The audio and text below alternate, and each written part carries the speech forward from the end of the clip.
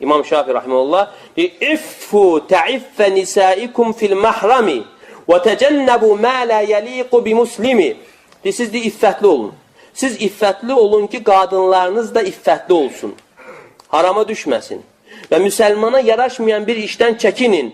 İnnə zinə deynun fə in aqrabtahu kənəl vəfə min əhli beytikə fə'ləmi. Deyir ki, zina bir borcdur. Zina bir borcdur.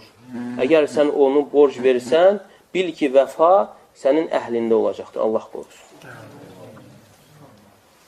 İzən mən yetəcərrə alə intihəkə irdil əxəri muarradun ən yara dəlikə fi ibnətihi əv uxtuhi. Yəni, bir insan cürətlə başqasının namusunu toxunmağa çalışırsa, o insan bunu öz qızında və yaxud bacısında görməyə məruzdur. وَمَنْ لَا يُبَالِ بِمَحَارِمِ لَقَدْ تَخُونُهُ زَوْجَةً. Əgər bir insan Allahın bu haramlarına diqqət yetirmirsə, məhəl qoymursa, ola bilsin onun öz zövcəsi ona xəyanət edəcəkdir.